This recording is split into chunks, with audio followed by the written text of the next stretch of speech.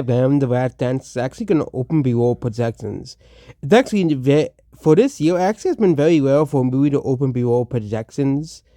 Joker 2 was one example of a movie opening well below projections, and Madame Web, but those two movies were massive outliers. Nobody liked Madame Web or Joker 2.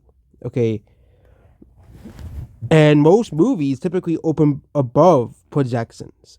Inside Out 2 was projected to only make 80 to 90 million, and we made like $150 million. Deadpool Wolverine was projected to make 160 million, or 200 million. Oh, now it's making 200 million. Okay.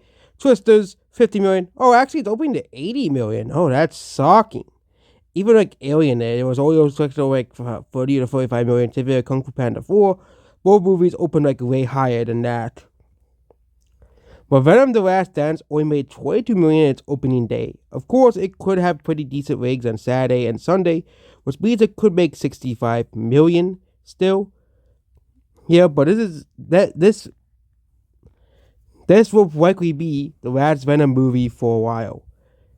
Well, because of this grave underperformance. The first two movies are a perfect example of critics being completely wrong about a movie's success. But the eighth Venom movie has made less money domestically, and globally each entry. Okay. And the US, the franchise has declined, stateside as well. The first movie made like $800 and $900 million to globally, and the second movie made like $500 million globally.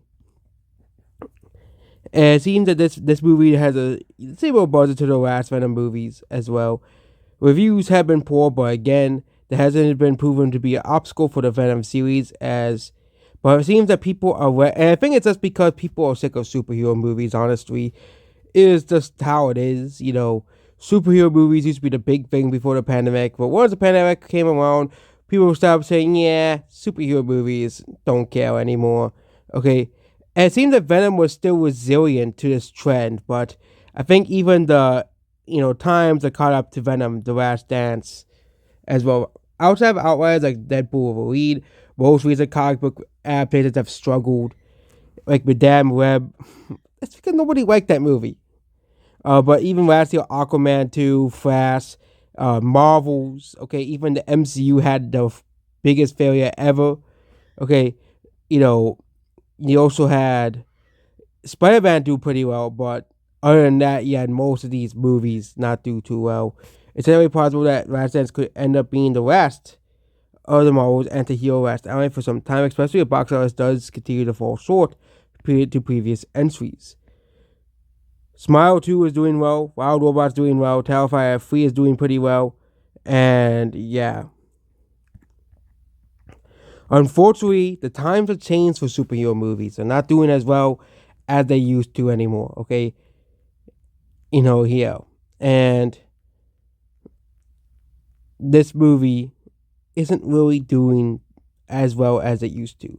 Kind of like with The Flash, if The Flash released in like 2017 or 2018, the movie would open to $140 million, regardless of how the critics, again, I don't really think Rotten Tomato scores affects a movie's box office. I really do not think. Because the first movie had a lower score, and it made $800 million globally. I think it's something else. I think it's superhero fatigue. The people keep talking about. Hollywood really needs to have a new golden goose for its box office if it wants to survive. Goodbye.